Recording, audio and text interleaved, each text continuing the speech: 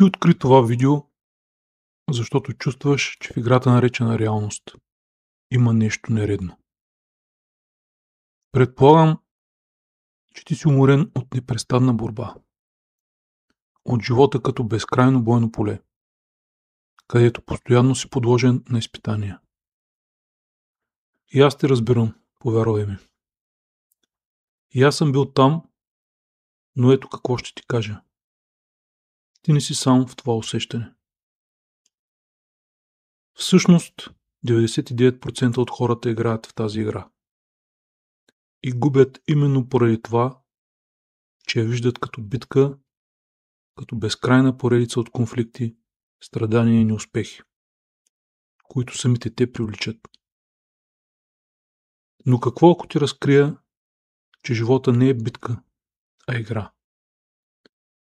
И като всяка игра, тя има правила, които никой не ти е обяснил. Тези правила не са за финанси, кариера, отношения или нещо друго. Те не се учат в началното училище или университета.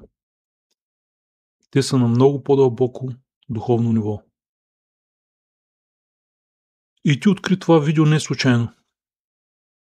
Ти си от малкото хора, които ще получат възможността да научат тези 5 основни тайни на живота.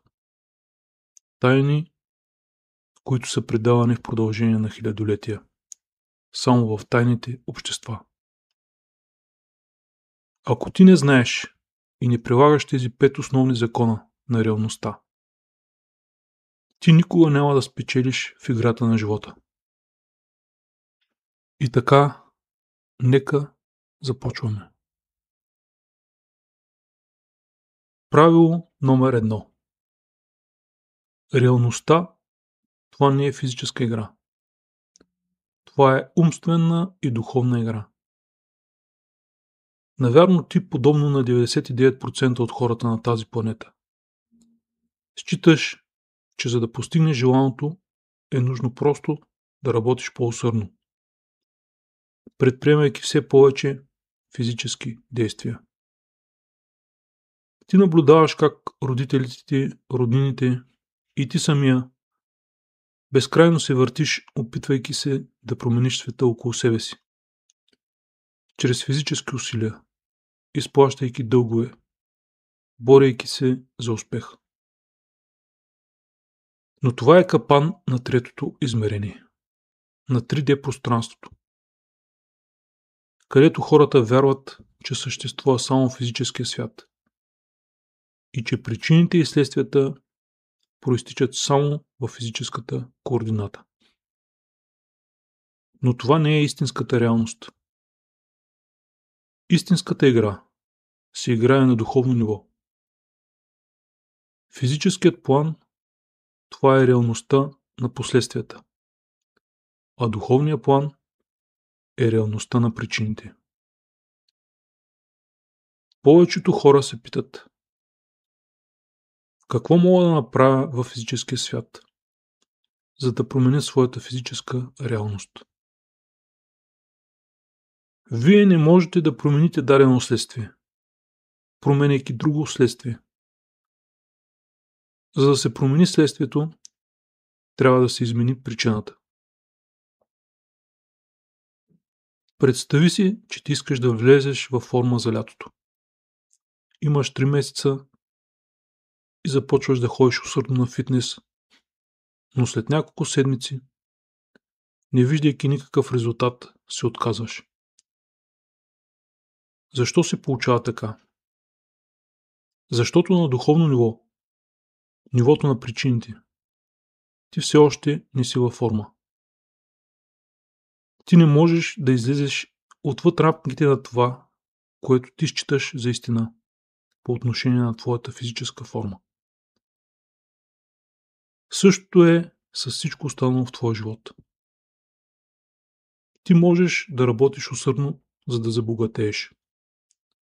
Но ако на духовно ниво ти се намираш в състояние на бедност, нищо няма да се промени. 99% от хората мислят последния начин. Ако аз извърша определени физически действия, ще получа желаната реалност и тогава ще бъда в желаното емоционално състояние. Безопасност, спокойствие, щастие. И както знаем, никога не достига до желаното емоционално състояние. Какво правят останалите 1%, които наистина печелят?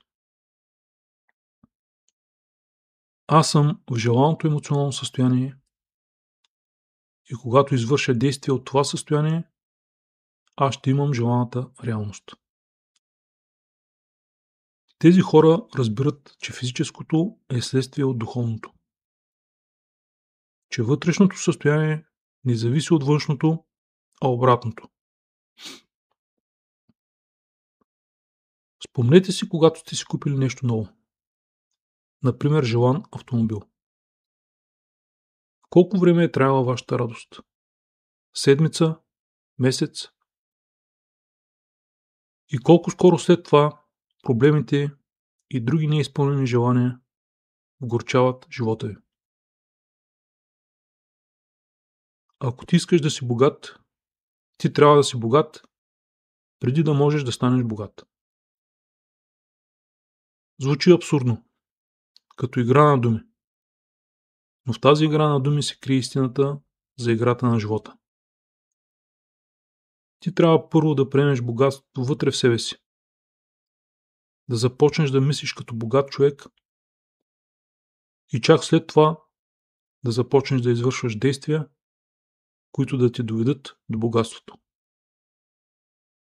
Ето защо милионерите могат да загубят всичко и след това да си го върнат дори в по-голям размер.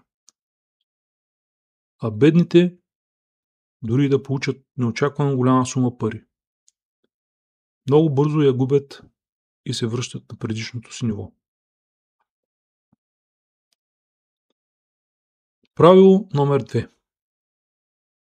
Ти установяваш правилата. Да, точно така. Добре чу. Само, че не го знаеш. Всеки път, когато повярваш нещо, ти записваш ново правило в твоята реалност. Това е най-простото, но и същевременно най-дълбокото правило, което малцина могат да разберат. Чуй и осъзнай това, което искам да ти кажа. Всичко, което си мислил, че е истина в твоята реалност, всъщност е не повече от идея, която се преструва на истина. Няма друга истина, освен тази, която твоето подсъзнание приема за истина. Ето защо, колкото хора, толкова истини и толкова различни резултати. Ти си мислиш, че не можеш да направиш това. И ти си прав. Вярваш, че можеш. Тогава също си прав. Да вземем двама спортисти. Единият вярва, че може да стане световен шампион. И става. Другият не вярва и не става. Никоя мисъл не е истина, докато подсъзнанието не я приеме за истина и превърне в убеждение. В момента, в който подсъзнанието приеме една идея за истина, външната реалност започва да се преустройва около нея. Естествено, това не става мигновено. Нужно е време. Всеки сам създава правилата на своята реалност. Но въпросът е в това, че повечето хора не осъзнават това и приемат чуждите правила за свои. И това ги води до чужда, нежелана от тях реалност. Това е проста метафизическа информация, която ти можеш да използваш, за да побеждаваш в играта на живота.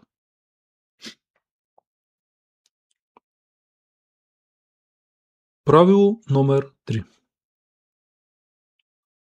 Ти не можеш да имаш това, което ти е нужно. Защо хората на които най-много им трябват пари, всъщност имат най-малко пари. И защо тези, на които най-малко са им нужни, имат най-много. Това не се струва несправедливо. Особено за хората, които са родени и израснали в нищета. Да се нуждаеш, това означава да придаваш прекалена значимост на нещо. Когато ти много силно се нуждаеш от нещо, когато придаваш на нещо огромна важност, ти всъщност създаваш огромна пропаст между теб и това, което желаеш. И обратното. Колкото важността е по-малка, толкова по-близко и достижимо е желаното. Колкото по-малко важно за теб става нещо, толкова повече разстоянието между вас се скъсява, докато изчезне напълно и вие се слеете в едно. Важността – това е излишен потенциал, който преобръща полюсите. Вие се превръщате не в маяк, който излъчва светлина, а в черна дупка, поглъщаща светлината. Как да намалим важността?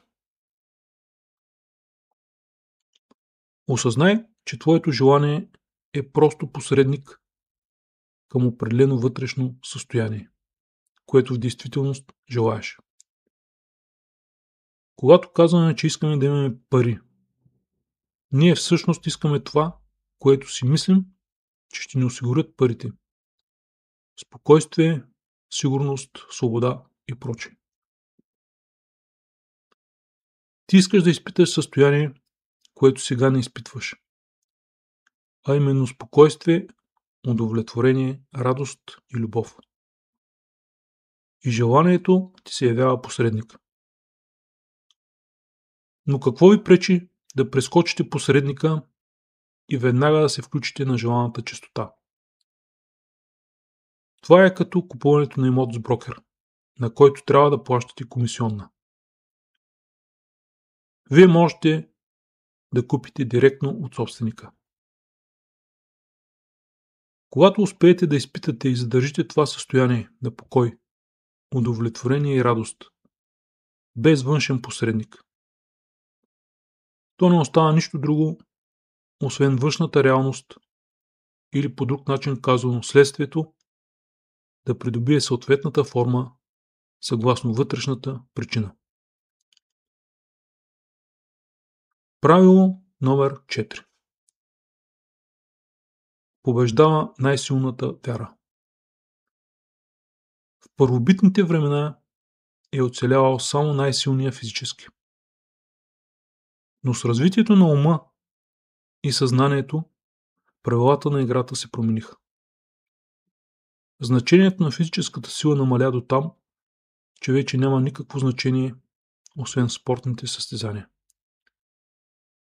Светът, в който живеем сега, се променя под влияние на вярата. Или казано по друг начин, под действието на силата на честотата, с която вибрираме. Побеждава този, който вибрира с по-висока честота.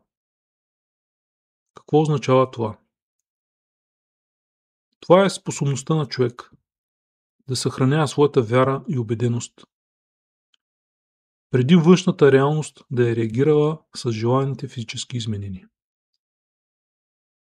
В момента, в който светът те застави да се откажеш от своята вяра, ти вече си загубил и ще бъдеш поставен там, където не искаш. Казано по друг начин, имаш ли мечта, следвай я до край и не позволявай на нищо и никой да отнеме твоята вяра. Ти трябва да вярваш, че си богат. Дори балансът в твоята сметка да е отрицателен. Ти трябва да си уверен, спокоен и щастлив, още преди външната реалност да е откликнала със съответните последствия от тези вътрешни причини. Парите няма да те направят уверен, спокоен и щастлив. ако преди получаването им не си бил такъв. Повярвай ми. Дори да получиш голяма сума пари, те само ще добавят още една причина за безпокойство. Ами ако ги загубя? Статистиката показва, че всички спечелили големи суми от тотото много бързо се връщат на старото си ниво, а някои падат дори по-ниско. Каквато и да е желаната от теб реалност, ти трябва вътрешно да се намираш в тази реалност, преди светът да се съгласи с теб. Правило номер 5. На реалността и е все едно какво желаеш – добро или зло. За нея има значение в какво вярваш. Когато ти се страхуваш, ти вярваш, че нещо лошо ще се случи с теб. И тази вяра в лошото скоро се потвърждава. Защото страхът, това е вяра с отрицателен резултат, с отрицателен знак. Вселената ще прояви в твоята реалност това, което има най-силен енергийно-честотен заряд. Ако вярваш, че заслужаваш успех, ще имаш успех. Убеди се, че твоето вътрешно състояние, твоята чистота съответства на желаната от теб външна реалност. Не забравяй, че ти можеш да имаш само това, което вече имаш. Това са тези 5 правила на метафизиката. Правилата, които ще ти помогнат да надхитриш матрицата. И повярвай ми, това не са празни думи. А хилядолетна мъдрост предавана само на избрани. Прилагай тези правила ежедневно. Гледай на живота като на една игра, в която ставаш все по-добър. Учи се от грешките си и ти ще видиш как много скоро ще се прехвърлиш на едно ново, още по-вълнуващо ниво.